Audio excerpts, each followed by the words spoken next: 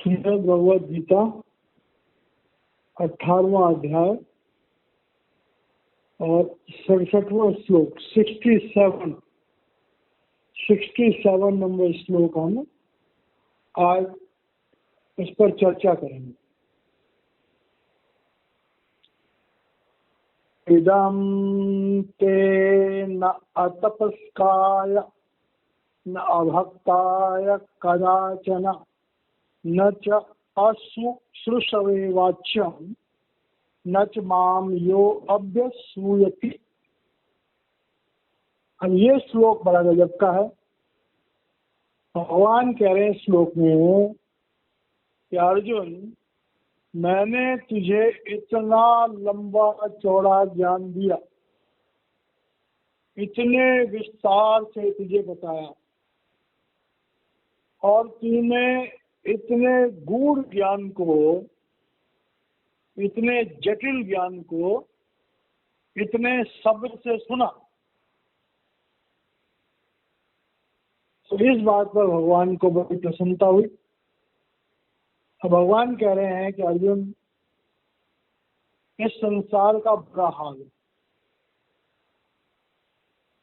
मनुष्य जन्म मिलने के बाद भी लोग जो हैं वो भक्ति के रास्ते पर काफी मुश्किल से चल पाते हैं। और उसका कारण क्या है? पहला कारण है कि लोगों को अपनी इंद्रियों पर, अपनी वासनाओं पर कोई कंट्रोल नहीं है। हमारा मन इंद्रियों के पीछे भागता है, इंद्रिया वासनाओं के पीछे भागती हैं और वो बेलगाम है। तो जब इंसान के जीवन में संयम नहीं है तो भक्ति करना बड़ा मुश्किल काम है। लेकिन अगर हम गौर से देखें तो हमें समाज में लाखों करोड़ों भक्त मिल जाते हैं। बड़े बड़े अनुष्ठान होते हैं, बड़ी बड़ी कथाएं होती हैं। लेकिन जब हम गौर से देखते हैं तो उन अनुष्ठानों में और उन कथाओं में भगवान की लीलाओं का वर्णन होता है। मन की खुशी के लिए, मन के आनंद के लिए बहुत सारे भजन भी होते हैं, बड़ा नाच गाना भी होता है। लेकिन जो भक्ति का मर्म है, भक्ति का मर्म होता है विरक्ति। भक्ति का मतलब होता है आत्मज्ञान। उसकी तरफ लोगों का झुकाव नहीं। तो मतलब संसार में कौन लोग हैं? अतपस्काय, जो तप नहीं करना चाहते, जो इंद्रियों का संयम नहीं करना चाहते। अभक्ताय, तो उनके भक्ति तो संभव है ही नहीं। न च अशुश्रूषवे। अब ये लफ्ज समझने वाला कि भाई वो लोग सुनना नहीं चाहते। अब इस सुनना नहीं चाहते लफ्ज को हम और गहराई से समझेंगे। आज की डेट में दो तरह के धर्मशास्त्र प्रचलित है। एक धर्मशास्त्र है जो ओरिजिनल है, जैसे गीता के ओरिजिनल श्लोक, भागवत के ओरिजिनल श्लोक, शिव पुराण के ओरिजिनल श्लोक, वेदों के ओरिजिनल श्लोक।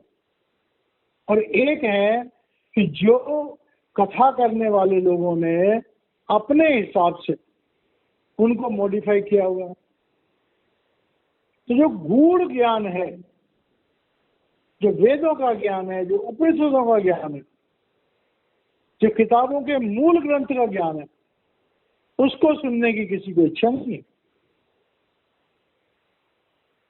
ये बड़े दुख के साथ कहना पड़ता है कि जो भी लोग, चाहे उन्हें कथावाचक कहें और चाहे उन्हें प्रीचर कहें, वक्ता कहें, तो सब्जेक्ट को रोमांचक बनाने के लिए, जिससे लोग आनंद लें, उसको मॉडिफाई कर देते। तो अब ओरिजिनल धर्म शास्त्रों को पढ़ना तो बहुत दूर की बात है, उनको वास्तविकता से सुनना भी लोगों के लिए संभव नहीं है। और यूं कहो कि लोग सुनना भी नहीं चाहते ओरिजिनल। और उसके बाद क्या होता है कि भगवान का जो वास्तविक रूप है, तो भगवान का वास्तविक रूप क्या है? वेदों में कहो, उपनिषदों में कहो, महापुरुषों के सत्संग में कहो, तो भगवान का वास्तविक रूप क्या है? वो है ज्योति और श्रुति, निराकार। लेकिन समाज में क्या हाल है कि उसको साकार रूप में, चाहे मूर्ति रूप में कहो, चाहे पोस्टर रूप में कहो, चाहे उसके वाणी के द्वारा उसकी साकार रूप की अभिव्यक्ति कहो, उसमें लोगों को बड़ा आनंद है। और भगवान के जो वास्तविक रूप है उससे तो लोगों को एक तरह से ईर्ष्या ही है। मतलब किसी भी इंसान को कहो तो वो भगवान के उस निराकार रूप को सुनने में बड़ा आनंद देते हैं। लेकिन यहाँ पर बात आती है कि भगवान का वास्तविक रूप जो है निराकार रूप है, ज्योति रूप है, शब्द रूप है, तो इस बात में लोग उल्टा द्वेष करते हैं। अपरा विद्या के जो लोग हैं वो परा विद्या के ज्ञान को तो सुनना ही नहीं चाहते। और ये हाल किसी एक धर्म का नहीं है, सारे धर्मों का ही है। सारे धर्म जो है अब धर्म को भी मॉडर्न तरीके से लेते हैं। क्या हिंदू, क्या मुसलमान, क्या सिख, क्या ईसाई, किसी भी धर्म के धर्माचार्य को, जो अच्छे धर्माचार्य हैं, अगर उनसे पूछो तो सबका एक ही रोना है कि आज के जो मॉडर्न बच्चे हैं वो कहना मानते हैं। तो धर्म पुस्तकों के वास्तविक मूल पाठ को करना ही नहीं चाहते। वो तो कहते हैं शॉर्टकट, मॉडर्नाइजेशन। तो भगवान कह रहे हैं कि अर्जुन, जो ज्ञान मैंने तुझे दिया तूने क्यों सुना? क्योंकि तू तपस्वी है, तू भक्त है, तेरे को उस परम ज्ञान को सुनने की इच्छा है और तू मुझसे श्रद्धा रखता है। तो कह रहे हैं कि जो इंसान इन 4 गुणों को रखता हुआ वही इंसान इस धर्म शास्त्र का फायदा उठा सकता है, वही इंसान इस ज्ञान को सुन करके इसका फायदा उठा सकता। जिनमें ये गुण नहीं है उनके लिए तो धर्म पुस्तकें क्या है, ऑर्डिनरी है, मीनिंगलेस है उनके लिए। तो ये बात भगवान ने कही कि भाई ऐसे लोग जिनमें ये गुण नहीं है उनको तुम कहोगे तो भी कोई फायदा नहीं, क्योंकि वो सुनने वाले नहीं है। अगली बात भगवान कहते हैं, ये एमं परमं गुह्यं मद भक्तेषु अभिधास्यति भक्तिं मयि परां कृत्वा माम एव ऐस्यति असंशय। अब ये लफ्ज बहुत समझने वाला कि संसार में 3 तरह के भक्त होते हैं, 3 तरह के श्रोता होते हैं। एक श्रोता वो होते हैं जो सत्संग में जाते हैं, सुना, एक कान से सुना और दूसरे कान से निकाल दिया, वो खुद भी भूल जाते हैं कि उन्होंने क्या सुना। दूसरे श्रोता होते हैं जो बड़े ध्यान से सुनते हैं, बात को समझते हैं और समझ करके दूसरों को बताते हैं, हमने ये सुना। बड़ी खूबसूरती से सुनते हैं, बड़ी खूबसूरती से दूसरों को बता देते हैं, लेकिन अपने जीवन में उनका ज्यादा असर नहीं होता। और तीसरे वो श्रोता होते हैं कि जो बड़े ध्यान से सुनते हैं, उसको समझने की कोशिश करते हैं और उसे अपने जीवन में उतारते हैं। तो जिन्होंने तो एक कान से सुना दूसरे कान से निकाल दिया, उनकी तो बला से। जिन्होंने सुना और सुन करके उसे अपने जीवन में उतार दिया, उनका जीवन तो धन्य हो गया। लेकिन भगवान कह रहे हैं कि जो इंसान सत्संग सुनता है और सुन करके उस सत्संग को जो दूसरे भक्त लोग होते हैं, जो दूसरे लोग होते हैं जो प्रभु को प्यार करते हैं, उनको जाकर बताते हैं बड़े प्यार से। तो उनको क्या फायदा होता है कि भक्ति मई पराम कृत्वा माम एव ऐसति असंशया। तो कह रहे ऐसे लोगों को मेरी भक्ति प्राप्त होती है, और मेरी भक्ति जब प्राप्त होती है तो उनको मेरा जो पराम कृत्वा, मेरा जो दिव्य स्वरूप है, उस दिव्य स्वरूप के दर्शन करने का सौभाग्य प्राप्त होता है, और वो धीरे धीरे करके परमात्मा से जुड़ने का प्रयास करते हैं और आखिर में परमात्मा से जुड़ जाते हैं। अब यहाँ पर ये आ गया एक तरह से सेवा, ज्ञान सेवा करने की। तो सेवा 4 तरह की होती है, तन की सेवा, मन की सेवा, धन की सेवा और स्रोत की सेवा। तो संसार में पैसे टके से सेवा करते हैं, सब जानते हैं।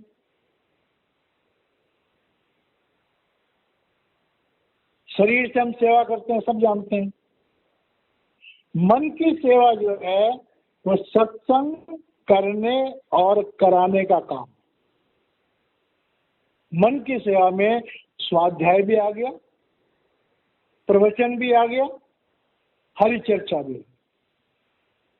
तो कह रहे हैं जो इंसान भगवान की बातों को, जो सत्संग सुना उन्होंने, जो प्रभु का गुणगान सुना, अगर वो दूसरे लोगों को बताते हैं, और किन लोगों को, तो जो सुनने में इंटरेस्टेड हो, तो भगवान कह रहे हैं कि ये सेवा बड़ी ऊंची किस्म की सेवा है। इस सेवा का फल क्या मिलता है कि जो भगवान के वचनों को बड़े प्यार से दूसरे लोगों को बताते हैं, उनके जीवन में पवित्रता आती है, उनका मन निर्मल हो जाता है, और वो भगवान के ज्योति स्वरूप और शब्द स्वरूप से जुड़ते हैं। भगवान फिर उनकी मदद करता है, और धीरे धीरे ऐसे इंसान जो है वो भगवान के ज्योति स्वरूप और भगवान के शब्द स्वरूप से जुड़ते हैं। अब जब वो जुड़ते हैं तो कह रहे हैं जो भगवान का गुणगान करते हैं, जो दूसरे इंसानों को भगवान के बारे में चर्चा करते हैं, भगवान कह रहे हैं वो मुझे कितने प्रिय है। ये श्लोक बड़ा गजब का। न च तस्मात् मनुष्येषु कश्चित् मे प्रियकृतम् भविता न च मे तस्मात् अन्यः प्रियतरो भुवि। भगवान कह रहे हैं कि जैसे जो लोग मुझे पैसे चढ़ाते हैं, मुझे भोग लगाते हैं, मेरा अच्छे अच्छे कपड़े पहनाते हैं मेरी मूर्तियों को, कह रहे हैं उन लोगों से ज्यादा मैं उन लोगों को पसंद करता हूँ जो बड़े प्यार से सत्संग सुनते हैं, बड़े प्यार से धर्म पुस्तकों का अध्ययन करते हैं, और फिर बड़े प्यार से दूसरे लोगों को उन धर्म पुस्तकों की बातों को बताते हैं। और उनके दिल में ये भावना होती है कि जिसको वो बता रहे हैं उसका भी भला हो, वो भी प्रभु से जुड़े, उसकी भी भक्ति दृढ़ हो। तो भगवान कह रहे हैं कि मनुष्यों में मैं उन मनुष्यों को बहुत ज्यादा प्यार करता हूँ जो स्वयं प्रभु में आस्था रखते हैं, प्रभु से प्यार करते हैं निष्कपट भाव से, और दूसरे लोगों को प्रभु की बातें बताते हैं। जैसे गीता, किसी ने गीता सुनी, अगर कोई बात अच्छी लगी तो वो दूसरों को बताते हैं, देखो भगवान ने गीता में ऐसा बोला। तो ऐसे लोग कह रहे हैं, भगवान कह रहे हैं मुझे वो लोग मनुष्यों में सबसे ज्यादा पसंद है। भविता न मे तस्मात् अन्यः प्रियतरो भुवि। और कह रहे हैं ये भगवान का अटल नियम है, जब से सृष्टि बनी और जब तक सृष्टि रहेगी, ये भगवान का अटल नियम है कि जो प्रभु से प्रेम करते हैं, और प्रभु के प्रेम को बांटते हैं। भगवान कह रहे हैं कि मैं उन लोगों को अपने से कभी दूर नहीं करता। कितनी बड़ी बात भगवान बोल रहे हैं। जो इंसान प्रभु में विश्वास रखता है, प्रभु से प्रेम करता है, जो इंसान सत्संग सुनता है, सत्संग की बातें पढ़ता है और फिर बड़े प्यार से दूसरे लोगों तक उस प्यार को पहुंचाता है, भगवान कह रहे हैं कि उस इंसान को मैं कभी नहीं छोड़ता। वो इंसान मेरे हृदय में बसा रहता है। उस इंसान को कुछ भी दुर्लभ नहीं इस दुनिया में। और आगे एक और बड़ी बात कह रहे हैं, अध्ये सते चा ये इमं धर्म्यम संवादम अवयु ज्ञान यज्ञेन तेनहम इष्ट श्याम इति मे मति। भगवान यहाँ पर एक बड़े रहस्य की बात कर रहे हैं कि गीता में भगवान कृष्ण साक्षात परमात्मा है और अर्जुन मनुष्य। तो भगवान ने मनुष्य रूप में जो प्रभु प्रकट होते हैं उनकी क्या क्या श्रेष्ठता होती है ये भी बताया, और मनुष्य रूप में अर्जुन है उसकी क्या कमियां होती हैं और कैसे वो श्रेष्ठ बन सकता है। तो कह रहे हैं कि इस संसार में जो लोग किसी सच्चे गुरु से जुड़ जाते हैं, बड़े ध्यान से सुनने वाली बात है, क्योंकि भगवान तो हर समय होता नहीं है, अवतार तो हर समय होता नहीं है, पृथ्वी पर तो सदगुरु ही होते हैं। और भगवान ने गीता में कहा भी है कि मैं तो कभी कभी आता हूँ लेकिन सदगुरु दुनिया में हमेशा मौजूद है। तो भगवान कह रहे हैं कि भाई जो इंसान आत्मा और परमात्मा के ज्ञान को, यहाँ पर आत्म रूप कौन है? भगवान कृष्ण। परमात्मा रूप कौन से? भगवान कृष्ण। आत्म रूप कौन है? अर्जुन। तो भगवान कह रहे हैं कि मेरे और अर्जुन के संवाद को, मतलब आत्मा और परमात्मा के संवाद को जो इंसान समझ जाता है, उसका मनन करता है, तो कह रहे हैं वो इंसान एक तरह से ज्ञान यज्ञ करता है। ज्ञान यज्ञ का मतलब होता है कि परमात्मा की उस दिव्य सत्य से जुड़ना। तो कह रहे हैं कि ज्ञान योग में जाने के लिए इंसान का जीवन पूजित होना चाहिए, पूजा के तुल्य होना चाहिए, इसकी कमियां खत्म हो जानी चाहिए। तो भगवान कह रहे हैं श्याम इति मे मति ही। भगवान कह रहे हैं कि भाई वो मनुष्य संसार में सबसे बड़ा भाग्यशाली है कि जो किसी सच्चे सदगुरु से, जिसमें परमात्मा प्रकट है, उससे जुड़ता है और उससे जीवन की शिक्षा लेता है, संवाद होता है। तो एक सदगुरु का और एक शिष्य का जो संवाद है वो हमारे जीवन की बहुत बड़ी दौलत है। क्योंकि जो प्रेरणा है तो हमें धर्म पुस्तकों से मिलती है ना, प्रेरणा तो हमें महापुरुषों से मिलती है। तो भगवान कह रहे हैं कि जैसे गीता में मेरा और अर्जुन का संवाद है, ऐसे ही संसार में परमात्मा और आत्मा का संवाद होता है, एक सच्चे शिष्य का और एक सच्चे गुरु का संवाद होता है। गुरु कौन? जो प्रभु रूप है। तो कह रहे हैं उस इंसान का जीवन जो है वो धन्य है। भगवान कह रहे हैं कि ये मेरी तरफ से संदेश है। मतलब कि जो इंसान जीवन में एक सच्चे गुरु को धारण करता है और एक सच्चा शिष्य बनता है और गुरु की शिक्षाओं को समझता है, अपने जीवन में धारण करता है, तो बड़ा भाग्यशाली। अब आगे क्या करें?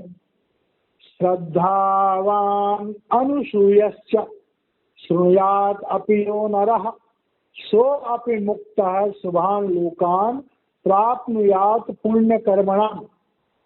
अब कह रहे हैं कि जो लोग इतने समझदार नहीं, कि वो भगवान की चर्चा को दूसरों को बताएं। तो कह रहे हैं उनको चाहिए कि वो बड़ी श्रद्धा से धर्म शास्त्रों का अध्ययन करें, सत्संग सुने और अनुसूयश्च, और वो जो है परमात्मा पर पूरा विश्वास रखें। लोग तो परमात्मा के बारे में भी तर्क वितर्क करते हैं, एक बड़ी परेशानी का सब्जेक्ट है।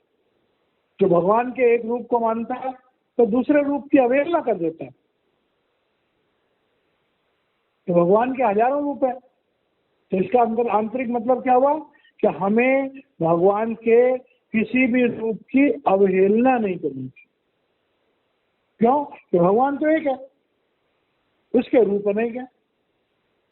जितने रूपों में उसने इजहार किया लोग सबको ही पूछते, सुनियात अपियो न रहा। और जहां भगवान की चर्चा हो वहां हमें बड़े धैर्य से, बड़े प्यार से, बड़े सम्मान से सुनना चाहिए। सो अपि मुक्तः, तो कह रहे हैं जो इंसान भगवान में श्रद्धा रखेगा, भगवान के किसी भी रूप को उससे द्वेष नहीं करेगा, बड़े ध्यान से सत्संग सुनेगा, उसको अपने अंतःकरण में मनन करेगा, कह रहे हैं वो धीरे धीरे करके मुक्ति की तरफ चले जाएगा। मतलब कि उसे आत्मज्ञान की प्राप्ति कभी न कभी जरूर होगी। भागवत का श्लोक है कि भाग्योदयेन बहुजनम समर्जितेन सत्संगम च लभते पुरुषोत्तम। वो इंसान भगवान के उस दिव्य ज्ञान से जरूर जुड़ेगा, प्राप्नुयात, जरूर प्राप्त करेगा पुण्य कर्मणाम। कह रहे हैं कि जो इंसान श्रद्धा से भगवान के सामने झुकता है, श्रद्धा से सत्संग सुनता है, अपने जीवन में उनको उतारता है, एक अच्छा इंसान बनता है।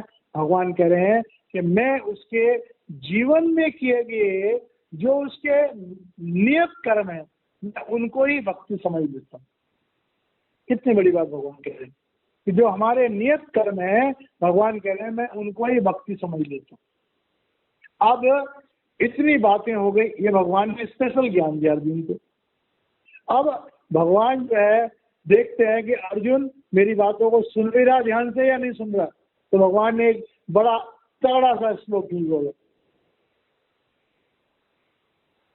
केचित् कश्चित् एतत् श्रुतुम, कश्चित् एतत् श्रुतुम पार्थ त्वया एकाग्रेण चेतसा, कश्चित् अज्ञान सम्मोह प्रनश्यते धनंजय। अब भगवान जो है अर्जुन को एकदम चेतन कर रहे हैं, कह रहे हैं कश्चित् एतत् श्रुतुम पार्थ, ए पार्थ जो मैंने इतना लंबा चौड़ा तुझे ज्ञान दिया, क्या तूने उसे सुना? देखिए बड़ी गहरी बात करें, ए पार्थ, ए अर्जुन, मैंने तुझे इतना ज्ञान दिया, क्या तूने उसे सुना? पहली बात। फिर दूसरा लेवल कहते हैं त्वया एकाग्रेण चेतसा, क्या तूने मेरी बातों को बड़े ध्यान से, अपनी ध्यान शक्ति को मेरी बातों में लगा करके, क्या तूने मेरी बातों को ध्यान से सुना? अब ध्यान क्या है? आत्मा का बाह्य रूप।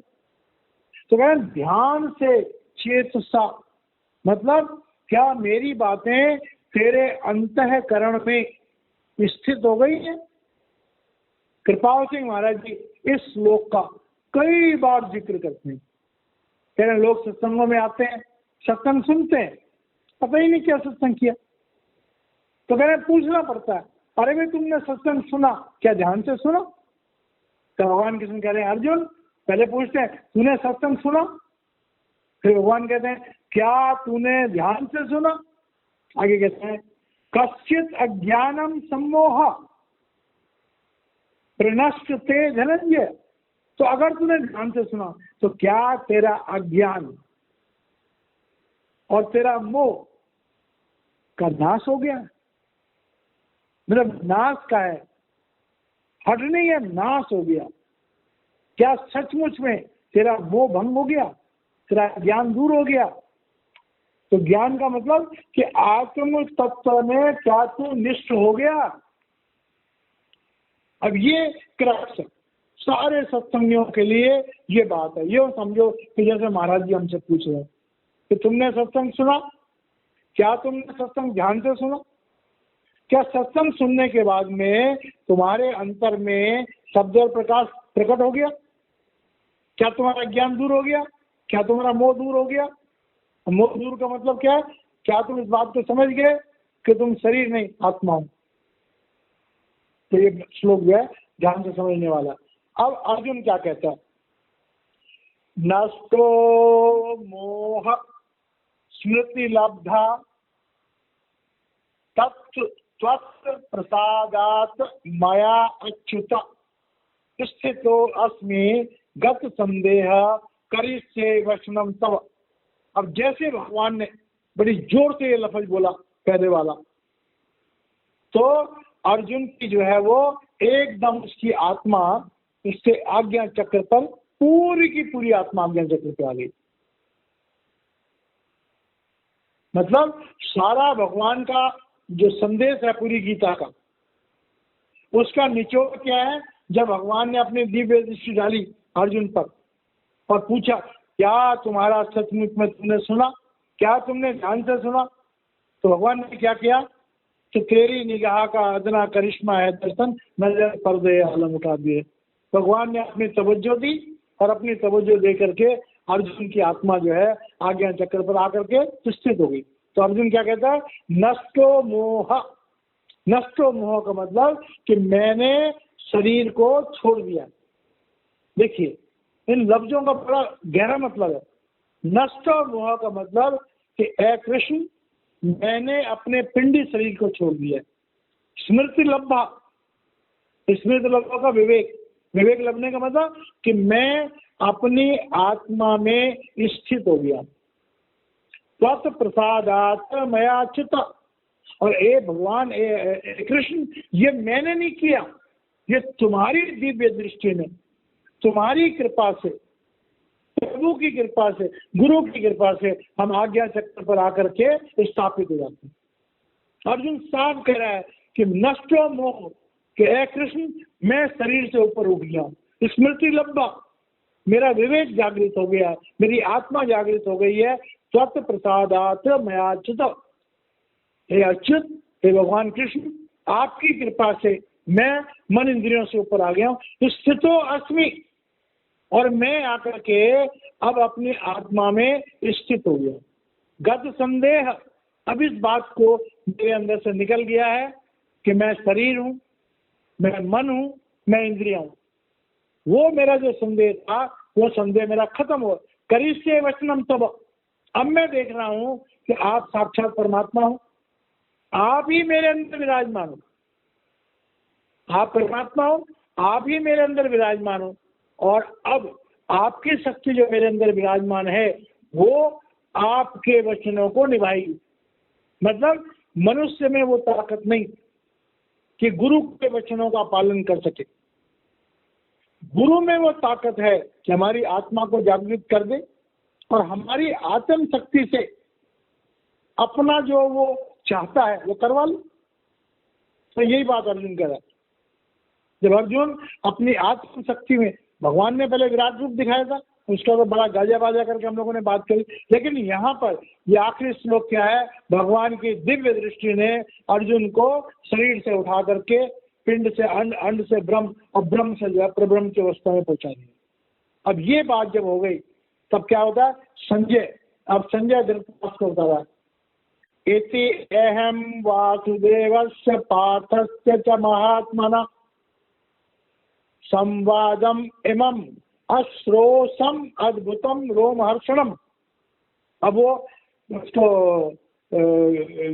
बता रहा है धृतराष्ट्र को कि राजा, इति अहम वासुदेवस्य पार्थस्य, मैंने ये भगवान वासुदेव का और अर्जुन का, दोनों महान आत्माओं का संवादम, उन्होंने जो आपस में बातचीत करी, इमम, इस प्रकार से, अश्रोसुम, मैंने उसको सुना, अद्भुतम, बड़ा अद्भुत था, रोम हर्षणम, और मेरा रोम रोम जो है वो पुलकित हो रहा है। अब रोम रोम जब पुलकित हो रहा है तो फिर क्या आगे, अब ये क्लैरिफिकेशन यहाँ पर संजय की है। पूरा उसने पूरी गीता में संजय ने धृतराष्ट्र को समझ दिया। अब ये संजय बता रहा है कि मैं किस कारण से ये सब करता हूँ। व्यास प्रसादात श्रुतवान एतद गुह्यमं अहम परमम योग योगेश्वरात कृष्णात साक्षात कथयता स्वयं।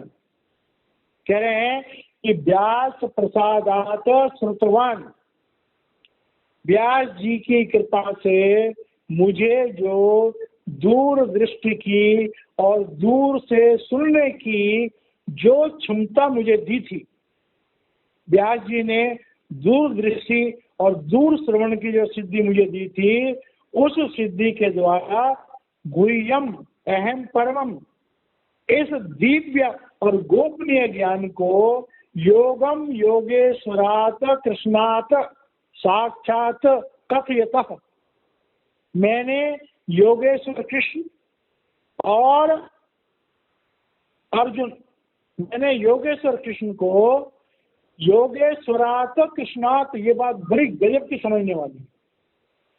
कृष्णात हो गया शरीर में और योगेश्वरात हो गया भगवान का साक्षात रूप।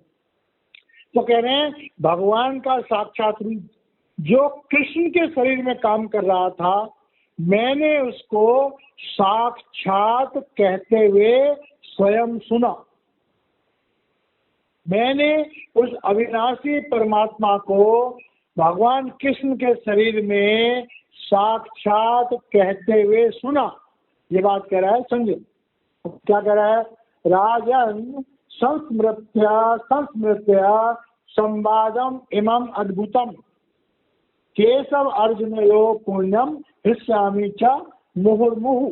अब कह रहे हैं कि हे राजन, हे धृतराष्ट्र, संस्मृत्यम कहते हैं स्मरण करके, मैं जब उसकी याद कर रहा हूँ, संस्मृत्यम सिमरन करके भगवान कृष्ण का और अर्जुन का जो संवाद था, जिस तरह से वो बात कर रहे थे, उस पवित्र संवाद को, उस दिव्य संवाद को मैं बार बार, मुझे उसकी याद आ रही है, बार बार मेरे मन में वो दृश्य पैदा हो रहे हैं और मुझे हर्ष हो रहा है, बार बार हर्ष हो रहा है।